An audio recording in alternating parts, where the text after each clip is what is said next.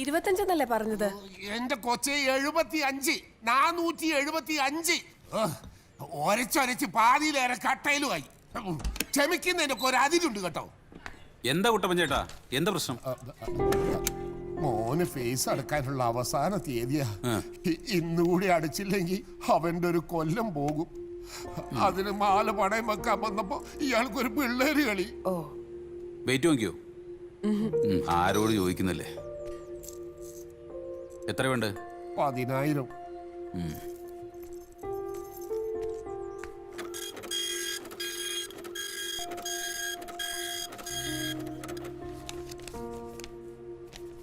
ഇതവിടെ ക്യാഷിൽ കൊടുത്താൽ മതി.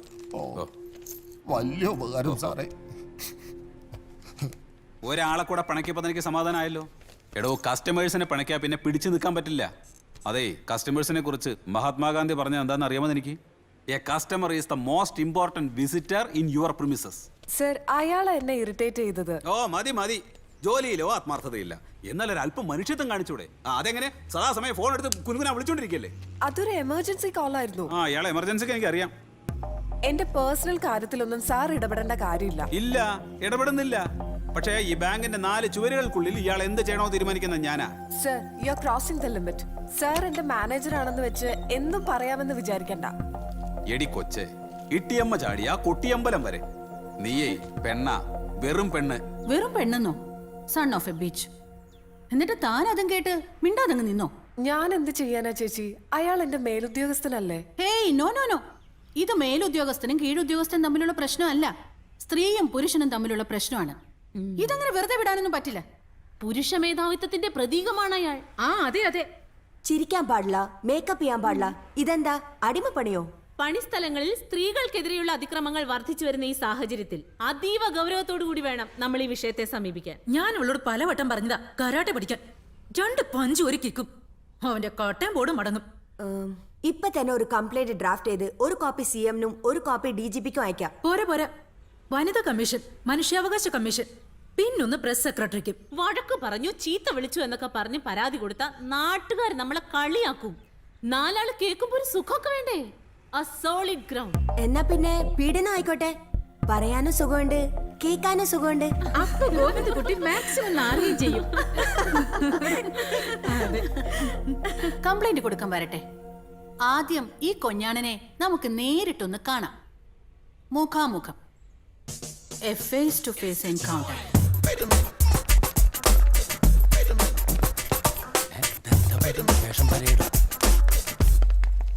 നിങ്ങളാണോ ഗോവിന്ദൻകുട്ടി? ആണെങ്കിൽ ഞങ്ങൾക്ക് ചിലത് സംസാരിക്കാനുണ്ട്. ഓ, സംസാരിച്ചോളൂ. മാനേജർ സാറിന് സ്ത്രീകളോട് പൊതുവെ പുച്ഛമാണെന്ന് കേട്ടു. പുച്ഛമോ? എനിക്കോ? സ്ത്രീകളോട് എനിക്ക് എന്നും ബഹുമാനമേ ഉള്ളൂ. ഈ ലോകത്തിൽ ഞാൻ ഏറ്റവും കൂടുതൽ ബഹുമാനിക്കുന്ന ഒരു സ്ത്രീയെയാണ്, എന്റെ അമ്മയെ. അമ്മ പ്രേമൊക്കെ അവിടെ നിൽക്കട്ടെ, നിങ്ങൾ സ്ത്രീകളോട് അപമര്യാദയായി പെരുമാറുന്നുണ്ടെന്ന് ഒരു ആക്ഷേപമുണ്ടല്ലോ. അതാർക്കാണാവോ? നിരോഷയോട് ഇയാൾക്ക് എന്താ പ്രശ്നം? ഓ, അപ്പൊ അതാണ് കാര്യം. വക്കാലത്ത് കയ്യിലുണ്ട്. അവക്ക് ചോദിക്കാനും പറയാനും ആരും ഇല്ലെന്ന് കരുതിയിട്ടാണോ താൻ? നോക്കൂ, നിരോഷയ്ക്ക് എന്നെ കുറിച്ച് എന്തെങ്കിലും കംപ്ലൈന്റ് ഉണ്ടെങ്കിൽ അത് അവൾക്ക് മേലധികാരികളോട് പരാതിപ്പെടാം. ഇനി അതുകൊണ്ട് തൃപ്തിയായില്ലെങ്കിൽ ഇവിടെ വനിതാ കമ്മീഷനുണ്ട്, മനുഷ്യാവകാശ കമ്മീഷനുണ്ട്. അവിടെ സമാധാനം ബോധിപ്പിച്ചോളാം ഞാൻ. അല്ല, ഇതൊക്കെ ചോദിക്കാൻ നമ്മളാരാണാവോ? സ്ത്രീ സമത്വ വേദി എന്നുള്ള പ്രസ്ഥാനത്തെ പറ്റി കേട്ടിട്ടുണ്ടോ താൻ? അതിന്റെ പ്രവർത്തകരാ ഞങ്ങള്. നിങ്ങൾ ആരോ ആയിക്കോട്ടെ, പക്ഷെ ഇവിടെ ഞാൻ ഈ സ്ഥാപനത്തിന്റെ മാനേജരാണ്. എന്റെ പെർമിഷൻ വാങ്ങിച്ചിട്ട് വേണ്ടേ നിങ്ങൾ അകത്തോട്ട് കയറി വരാൻ? ഞങ്ങൾക്ക് ഇപ്പൊ ഇങ്ങനെയൊക്കെ പറ്റുള്ളൂ. എന്റെ പൊന്നു പെങ്ങളെ, ആദ്യം മാന്യമായി പെരുമാറാൻ പഠിക്ക്. പിന്നെ മര്യാദയ്ക്കൊക്കെ തുണി ചുറ്റാനും പഠിക്കും. രൂപം കൊണ്ട് മാത്രം ഒരുത്തിയും സ്ത്രീ ആവുന്നില്ല, ആരും ബഹുമാനിക്കാനും പോകുന്നില്ല. കാര്യങ്ങളൊക്കെ ബോധിപ്പിച്ച സ്ഥിതിക്ക് ഇനി സ്ഥലം വിട്ടാട്ടെ. സ്ഥലം വിടാനോ? ഇതിനൊരു തീരുമാനം ഉണ്ടാക്കിയിട്ട് ഞങ്ങൾ ഇവിടുന്ന് പോകുന്നുള്ളൂ. ജയരാമോ, ഇങ്ങ് വാങ്ങുവാ. ബലരാമനെ കൂടെ വിളിച്ചോ. എന്താ സാർ?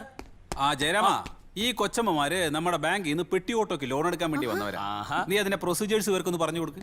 ID പ്രൂഫിന്റെ ഫോട്ടോസ്റ്റാറ്റ് കോപ്പി 1, മിനിമം ഡിപ്പോസിറ്റ് 1000 റുപ്യ, പിന്നെ 3 പാസ്പോർട്ട് സൈസ് ഫോട്ടോ, അത് മേക്കപ്പ് ഇടാണ്. ആവേശമൊക്കെ നല്ലതാണ്, പക്ഷെ അത് ആണുങ്ങളോട് വേണ്ട കേട്ടോടി. ഇറങ്ങി പോകാനാണ് പറഞ്ഞത്. ഇറങ്ങാണ്. ഇറങ്ങി പോകാൻ പറഞ്ഞില്ലേ പിന്നെന്താ നോക്കുന്നത്? ഓവർത്ത് ഓട്. ഇതെന്താ കഥ?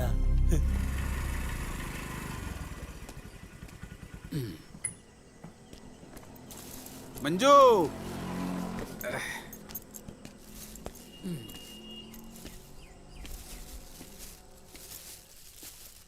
ആ എന്നാ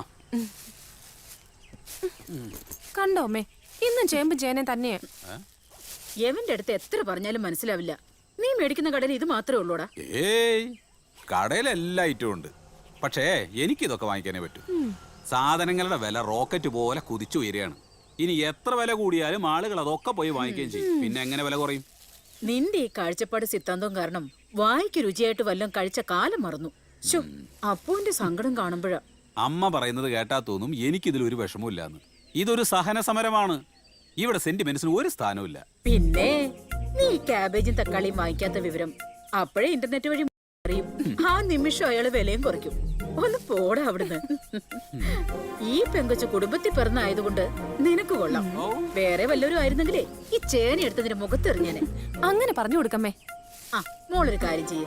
ഈ ചേനയും ചേമ്പും പിന്നെ അവന്റെ കാഴ്ചപ്പാടും കൂടെ സമാസമം ചേർത്ത് ഒരു കാഴ്ചപ്പാട് കൊണ്ടാട്ടം ഉണ്ടാക്കി അവൻ അങ്ങോട്ട് വിളമ്പി കൊടുക്ക. സ്വന്തം മക്കളെ പുച്ഛിച്ച് സംസാരിക്കുന്നത് ഒരമ്മയ്ക്ക് നല്ലതല്ല. ഞാൻ ഒരാണിന്റെ കൂടെ പൊറുക്കാൻ തുടങ്ങിയിട്ട് വർഷങ്ങളായി. ആ തുടങ്ങി. കുടുംബം നോക്കുന്നത് എങ്ങനെയാണെന്ന് നീ നിന്റെ അച്ഛനെ കണ്ടുപഠിക്ക. ആ പറയുമ്പോൾ അച്ഛനെവിടെ?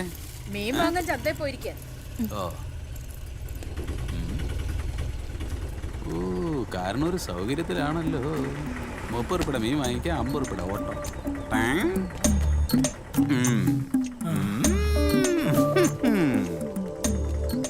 എന്താന്നത്?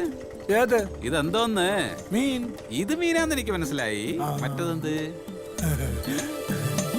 മരുന്ന്. അതിനിവിടെ ആർക്കും അസുഖമൊന്നും ഇല്ലല്ലോ. Gas gas. 8 മണിയായില്ല. അതിനു മുമ്പേ പഠിത്തം നിർത്തി. എടാ അച്ഛനൊക്കെ പഠിക്കുന്ന സമയത്ത് 10-12 മണി വരെ ഇരുന്ന് പഠിച്ചിരുന്നു. എന്നിട്ട് അച്ഛൻ കളക്ടറായ ഇവരൊരു സാധാരണ ബാങ്കിലെ ഉദ്യോഗസ്ഥനല്ലേ? അപ്പൊ 8 മണി വരെ പഠിച്ചിരുന്നെങ്കിലാ കൂടിപ്പോയ ഒരു പ്യൂൺ. നീ പ്യൂണാവാതിരിക്കാനാണ് ഈ പറയുന്നത്. എടാ മക്കൾ അച്ഛനേക്കാ വലിയവരായി കാണണമെന്നാണ് ഏതൊരു അച്ഛന്റെ ആഗ്രഹം. അതെ അതെ, പെരുന്തച്ഛന്റെ കഥ ഞാൻ ഇന്നലെ പഠിച്ചതേ ഉള്ളൂ. എന്ത്? ടോപ്പിന്നുള്ളിൽ ഡ്രോപ്പ് ചെയ്തത് കൃത്യം മഞ്ഞപ്പടലിൽ തന്നെ.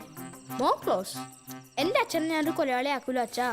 അച്ഛനെക്കാട്ടി വലുതാവണ്ട എനിക്ക്. എന്താ ബഹുമാനോട്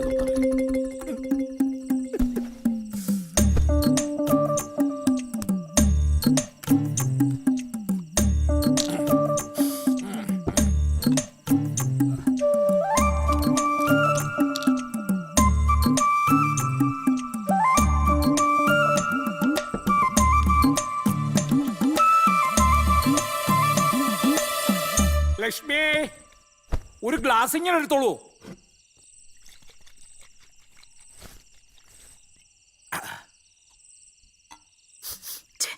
വല്ലാത്തൊരു നാറ്റം. അതരിഷ്ടം. അച്ഛാ ചുമ എങ്ങനെയുണ്ട്? അരിഷ്ടം കഴിച്ചിട്ട് ഭേദമുണ്ടോ? ബെസ്റ്റ് അരിഷ്ടം. പിടിച്ചു കെട്ടിയ പോലെ ചുമന്നത്. ശരിയാ, ഇന്നലെ രാത്രി ചുമച്ചിട്ടേ ഇല്ല. അയ്യോ എനിക്ക് ഭയങ്കര ചുമ. എന്നവനോട് കൊടുക്കുന്നത്. ഇത് വെറും വയറ്റിൽ എങ്ങനെ? നിങ്ങൾ വെറും വയറ്റിലല്ലേ കഴിച്ചത്? അപ്പൊ അവന് അങ്ങനെ പറഞ്ഞു കൊടുക്കാം അമ്മ. എങ്ങോട്ട് താ. എന്നാണവ പെട്ടെന്ന് ഇങ്ങനെ ചുമ? തല തോർത്തഞ്ഞിട്ടായിരിക്കും. ആഹാ സൂപ്പർ. കള്ളനോ? കള്ളനോ? ഈ വീട്ടിലോ? കള്ളൻ ഗോപാലിന്റെ വീട്ടിൽ വേറൊരു കള്ളനോ? അസംഭവ്യം അമ്മേ, അസംഭവ്യം. കള്ളൻ ഗോപാലിനോ? അതാരാ? ആ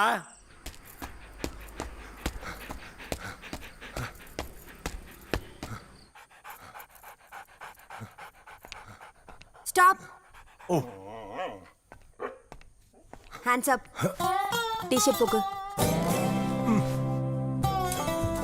കിളിയാകും. കുറഞ്ഞോ?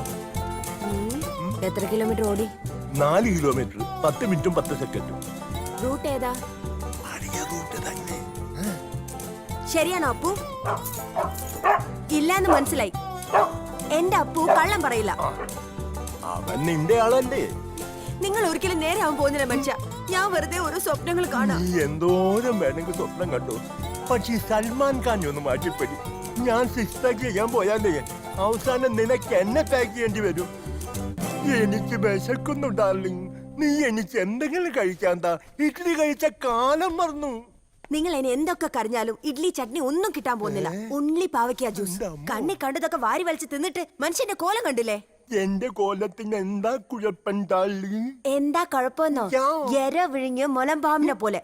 ഇനി വല്ല വാഴത്തോട്ടത്തിലും കോലം കുത്താൻ കൊള്ളാം. കരിങ്കണ്ണ ചതിക്കല്ലേ പാഴയ്ക്ക.